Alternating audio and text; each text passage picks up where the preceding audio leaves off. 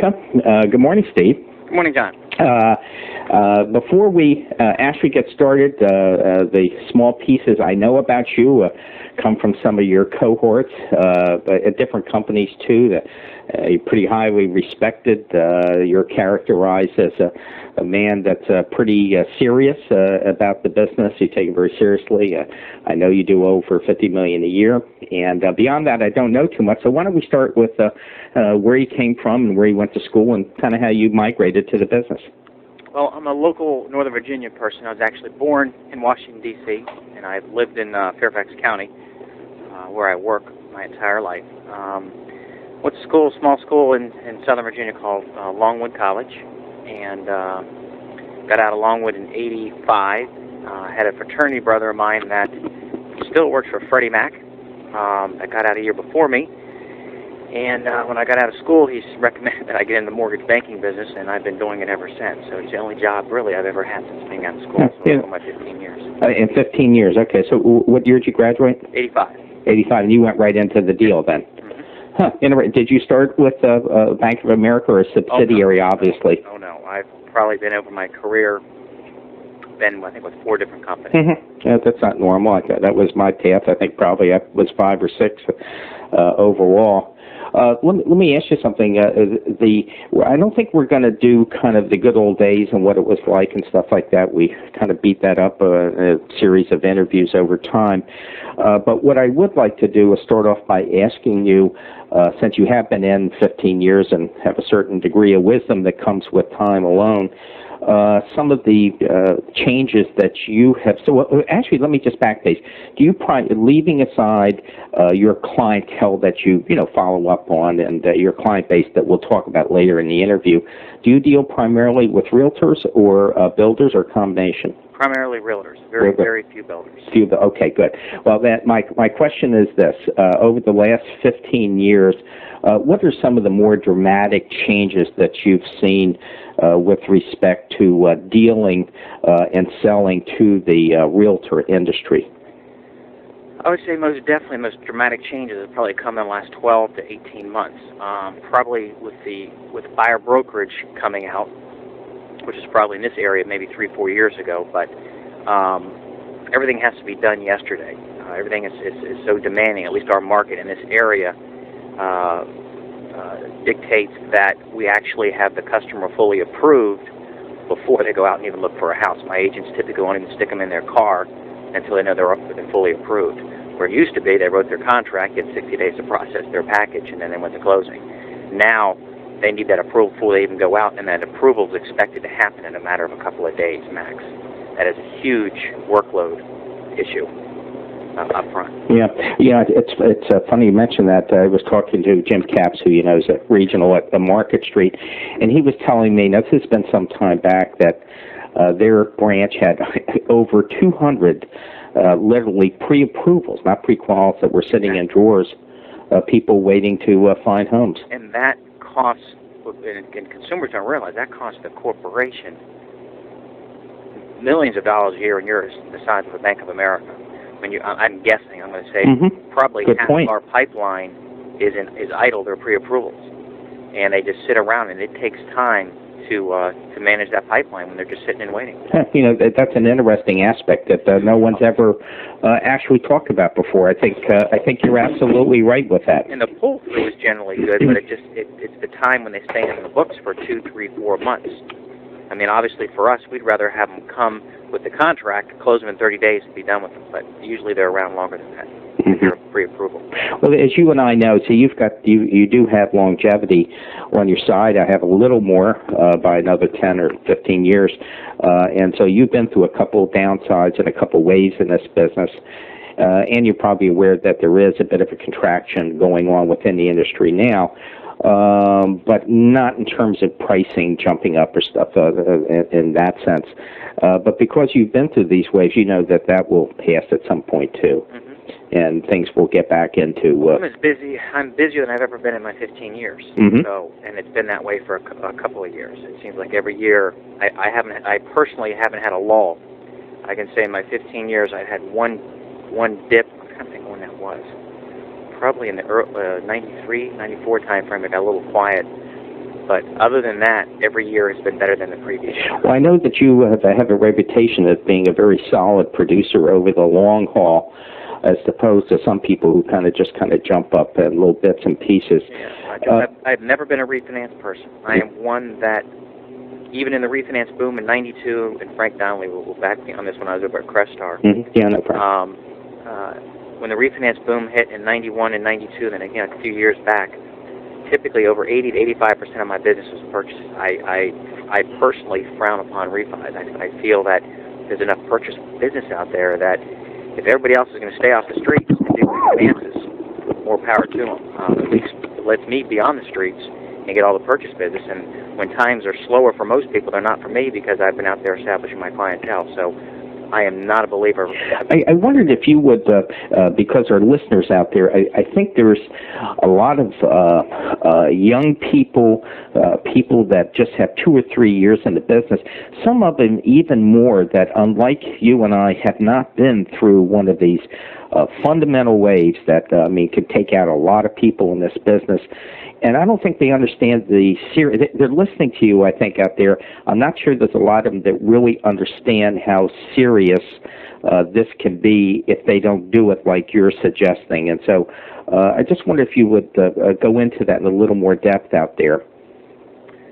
Well, my philosophy is obviously when the market is slowing down like it has been for most people, most of my clientele are obviously my real estate agents, and a majority, or the second largest percentage of my referrals are from my customers.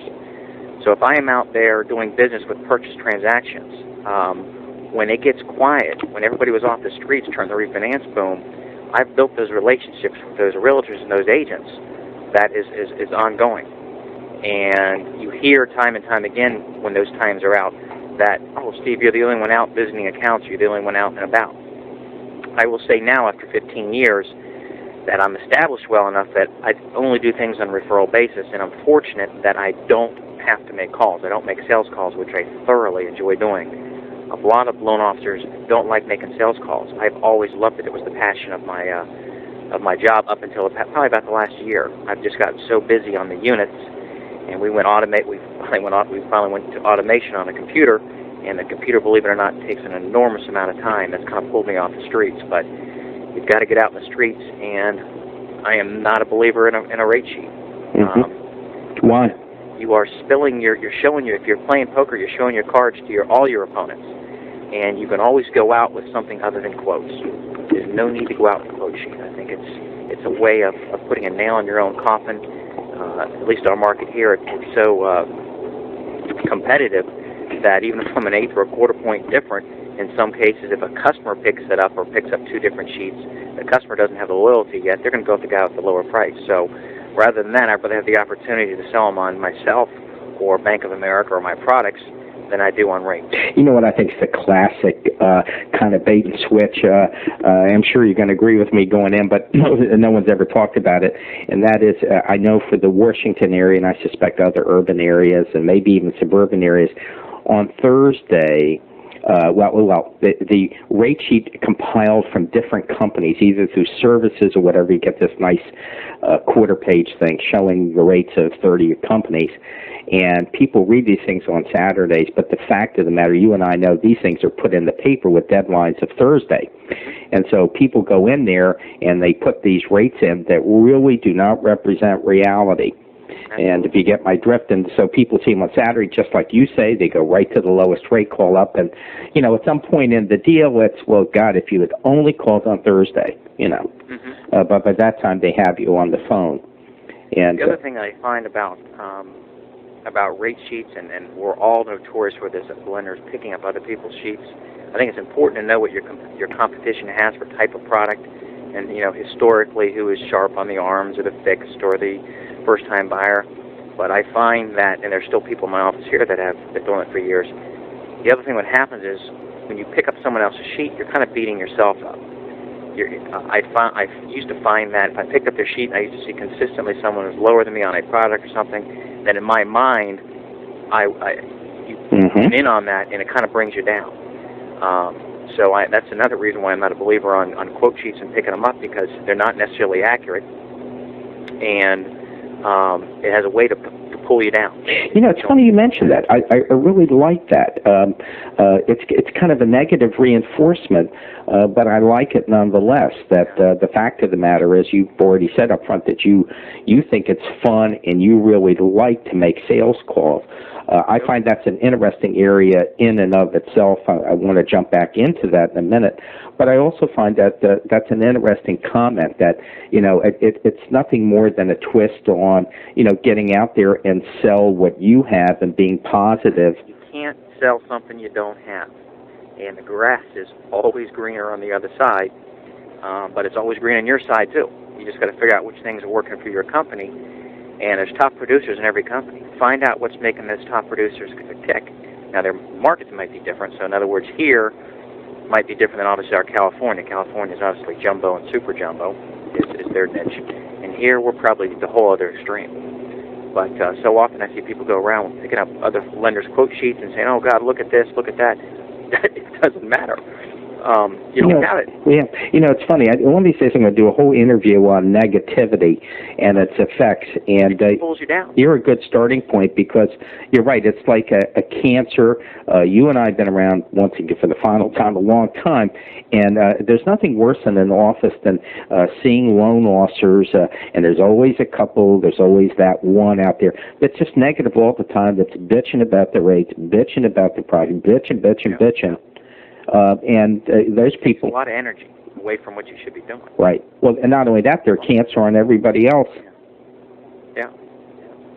Yeah, that's interesting. Let's go back to something that you were talking about, and I happen to like this area. I've discussed it not a lot, but and that is why you find that it's fun to make sales call. And I wondered if you were articulate your philosophy on that. There's a lot of loan officers out there who almost find it bordering on a chore. And oh gosh, it is not a chore at all for me. I could be out every day, all day, and it's funny. I don't find myself, when I was younger, I don't find myself as a salesperson. I.e., I used to hate selling candy bars or Cub Scouts or what have you. When I go out, and then once again, it's probably been at least for the last 10 years. I'm not saying I don't ever go out with a quote sheet, because I'd be equivocating if I were to say that. But you can go out with your products or something else. But it's more just going out and touching bases with your realtors, walking through the office. You don't have to give them anything. There's many times I just go out if I have to go to an office to pick something up, and then I'll walk through the office and say hello to everybody. That's my definition of a sales call. And you get deals just by doing that.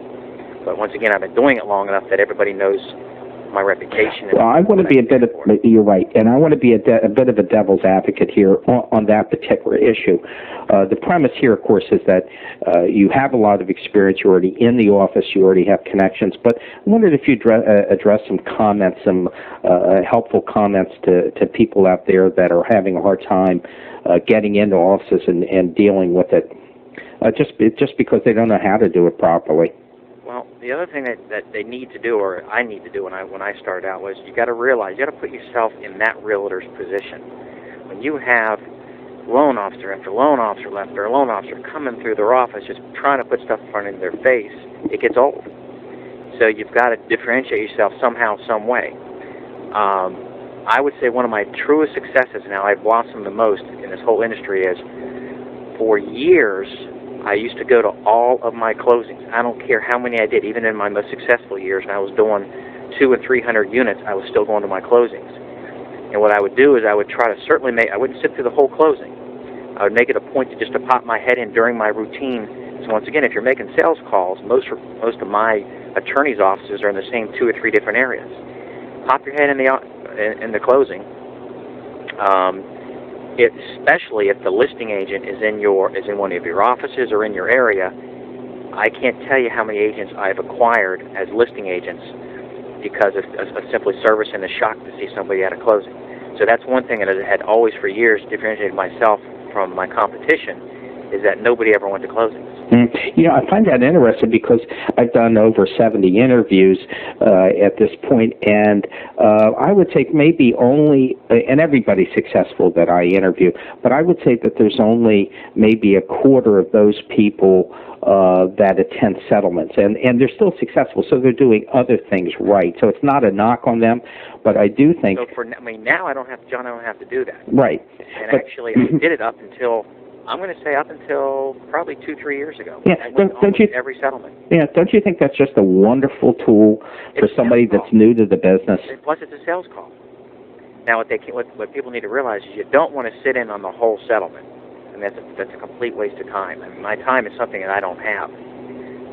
That's why I'm unfortunate. Do you go towards the beginning to meet them, or towards the end so you get them after? When you have a lot of them, what I try to do is I got to stack them to see when one is starting and one is finishing. But it really doesn't matter.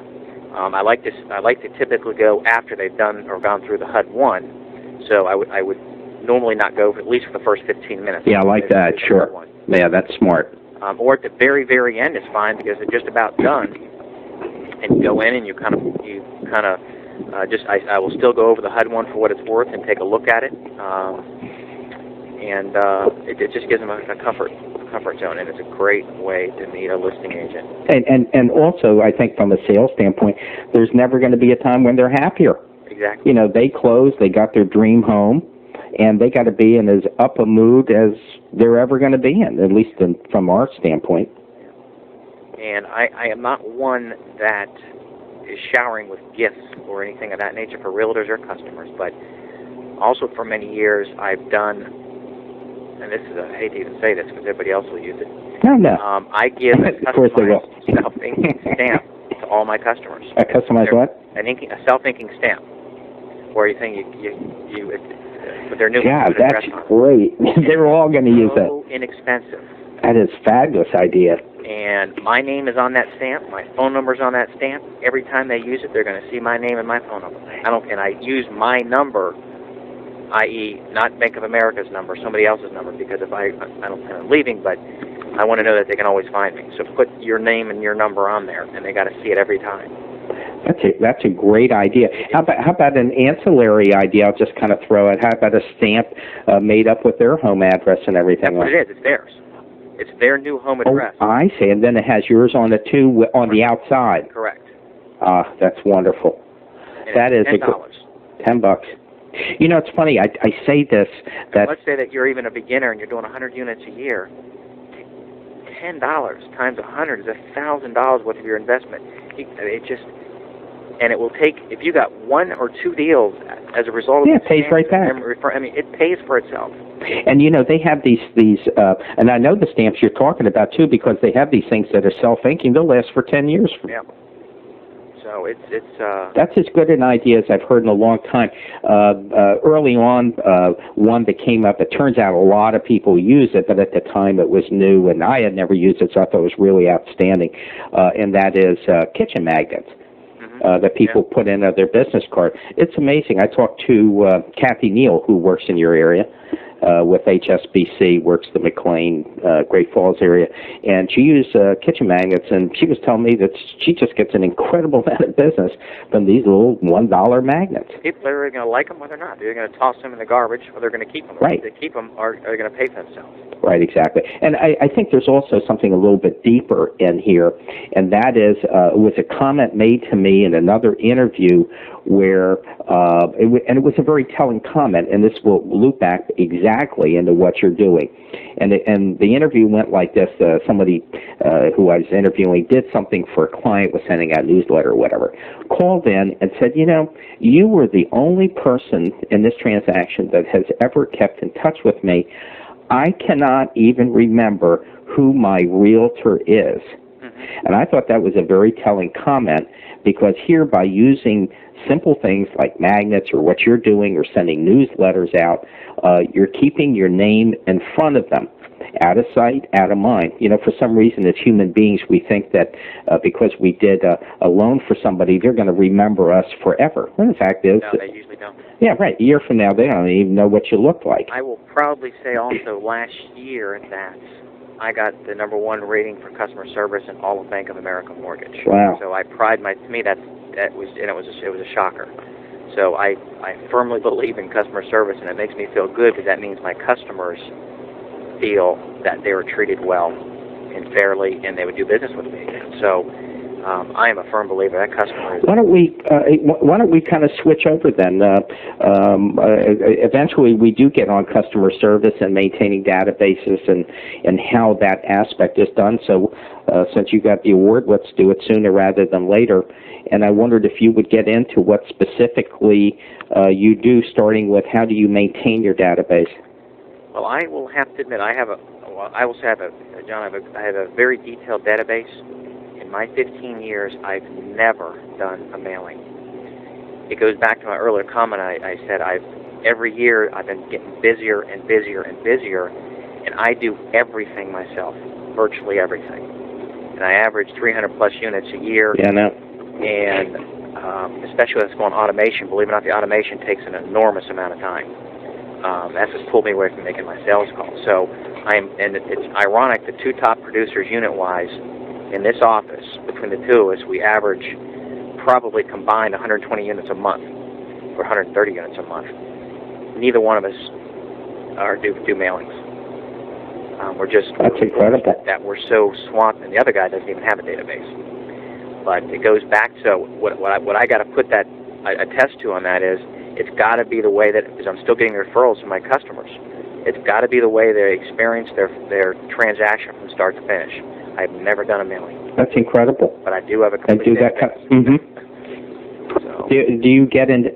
Do you use it in the sense that when they call you in, you can immediately pull it up and? Oh yeah, absolutely. Anytime someone calls me, I click on their name and it appears as though I know everything about it. Right, exactly. Well, sure, that's what it's all about. So, but I use it as a reference source, but I don't.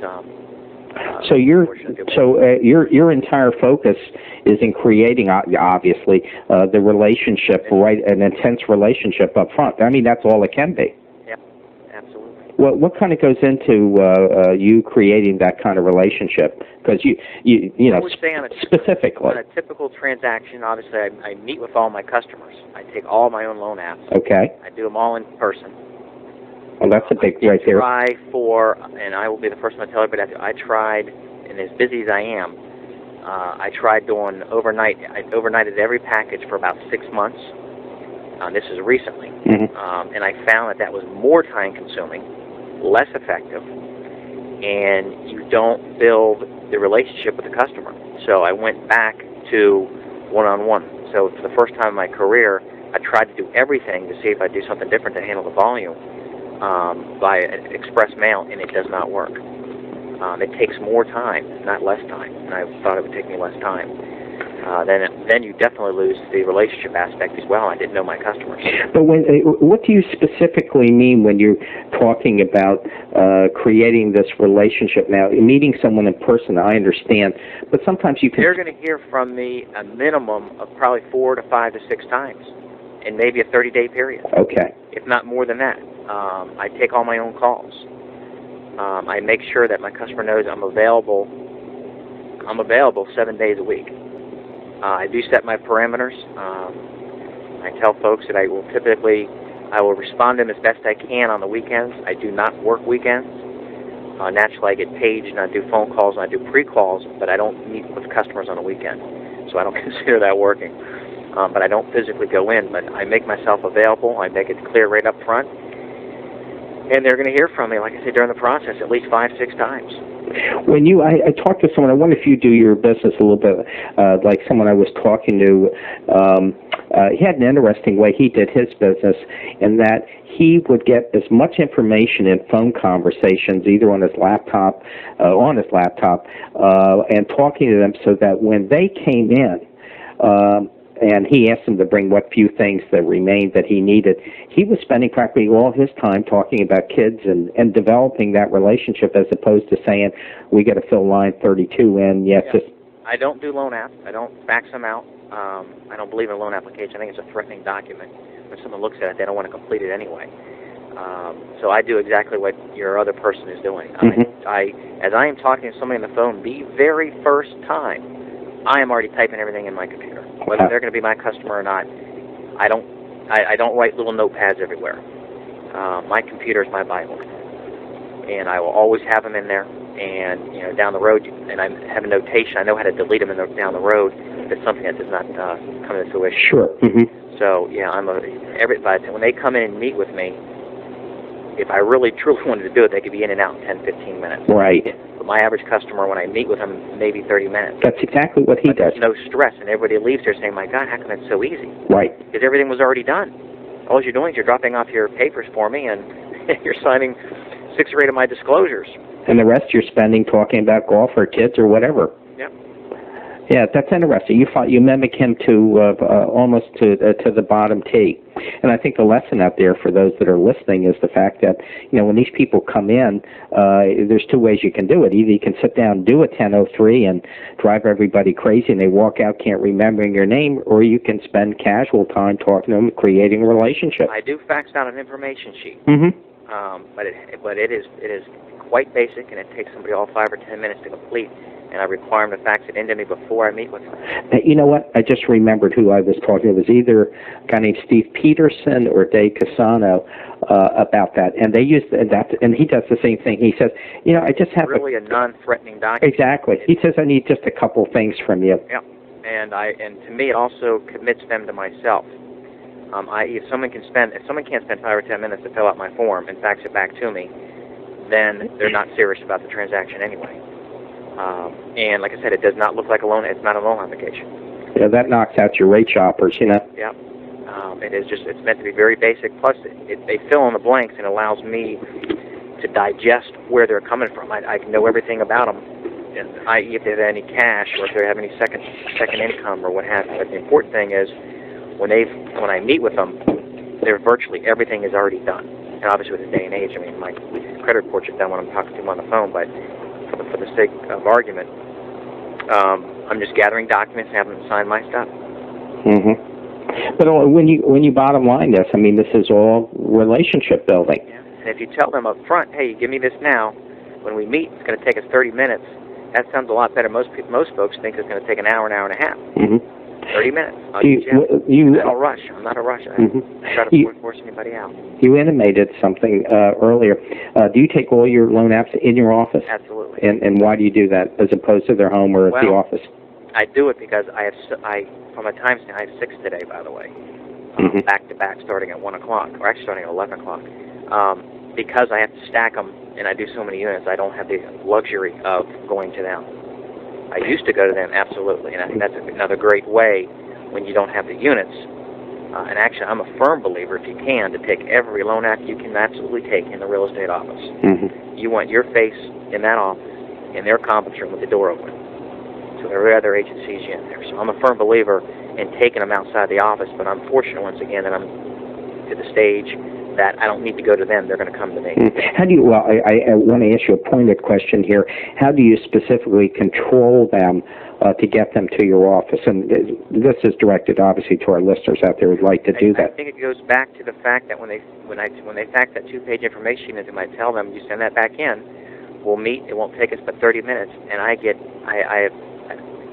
people are excited to come in. I don't ever have somebody say, oh, I don't want to come in. Now, if they're really opposed, and I have people that'll drive. I'm up in Northern Virginia. I have agents that I've never met in Woodbridge, Lake Ridge, Dale City that I've never even met, that their customers are happy to drive up here. I tell them I'm available. For our listeners, that's about a 35 to 40-minute drive. At least. That's in good traffic. At least. And I tell them I'm available. I'm a morning person. I'm available anytime they want to start in the morning, and up until I will start an application as late as 6 or 7 o'clock at night. So, I truly work during the 5 days at least 60 to 70 hours a week. They can't fit me in their calendar then. I can't not doable. About it. I'm here 12 hours a day at least. Just back to realtors for a second, and we'll be wrapping up a little bit, but when you're dealing with realtors, do you have a particular pool of realtors that you deal with? Oh, absolutely. Or do you go broad-based? No. Once again, I'm fortunate again. I find that at my stage, I choose who I want to do business with, and I enjoy. I also hear so many times from other loan officers say, "Oh God, another realtor," or "I hate my realtors," or I love my realtors. My realtors are my friends. Right. My realtors are probably 10, 15, 20 years to my senior, but I consider them my friends and my colleagues more so than I consider my agents, and they treat me the same way. So I can honestly say, out of my database of realtors that I work with consistently, there's probably at least 20, 25 of them. They're my friends. Yeah, that's a big core. None of them do I not get along with. So I think it's like anything else. You hang out with people you like, when in your personal life. And as from a real estate standpoint, once again, I'm fortunate that I do business with people that I like, which means typically their customers are the same way. Do you know, in the interviews I do, since everyone's pretty successful, that's a kind of a current theme that now is recurring, and that is people like yourself that are successful, that in essence only want to do business with realtors whose personalities fit themselves. And I'll go one step further and tell you that I've probably had 3 or 4 interviews where they have been very vocal about actually firing a realtor. Oh, I've done that. Absolutely. Mm-hmm. They consider that an important part of doing business, the ability to recognize a realtor that you can't do business with, even if you're getting business from them. Mm-hmm. Exactly. There's always more business out there. And I try not to ever be condescending, especially to an agent, but if it's not going to work out, there's nothing wrong with saying, "Hey, look, this is how I do things," in a nice tone, and if it's not going to work for you, then you might want to choose to do business somewhere else. But this is how I do it, and it goes back to making myself available. I carry my mobile phone, and it drives my significant other crazy, but I set my parameters. I will respond from typically any time in the morning during the week, after 7 until 8 o'clock at night religiously. Between 8 and 9 and 10 at night, you may or may not get through to me, and I set the parameters right up front. And on the weekends, I'm always available, but if I am out and about doing something, you're not going to get me immediately. My agents recognize that, and they know where I'm going to be and when I'm going to be where. So you've got to set your parameters with your agents, when you're going to be available, and with your customers. I tell my customers the same thing. Yeah, you know, it's and customers and realtors. This is an issue. We're not going to go too deep into it because we're running out of time. But control is not a bad thing. It's to give yourself a quality life and to make the process fun, like you're talking about. There's nothing wrong with telling a realtor or a customer, "Hey, look, this is my family time." And I'm not even married, but this is my family. Well, maybe you got a bar family, you know. Maybe you got a Clyde's and Tyson's all the time. Maybe your family's in my family are my dogs, my girlfriend. But you got to have some downtime, and if it's not a good time, you just got to be honest with somebody. Look, it's not a good time. Let me call you back. I mean, typically on the weekends, I'm out and about, and I'm very active, and I say, "Let me call you back Sunday night, around 5 or 6 o'clock." But you know what? I think is, but there's a second part to that. You're not really emphasizing too much, but I certainly picked up, and that's the fact. On the one hand, you're saying you're setting limits, but on the other hand, you are making yourself available, at least by phone. Always available. Right. I will not take a phone call. Right. And I think that's important for loan officers out there to take in, that you can set parameters, and parameters can give you a higher quality of life, but you better be prepared to at least take a phone call. Yeah, you've got to take the call, because if you don't, the next person will. Right, and that's the cardinal sin in this business, because realtors, you don't return a call a couple of times, they're on to their new boy. Absolutely.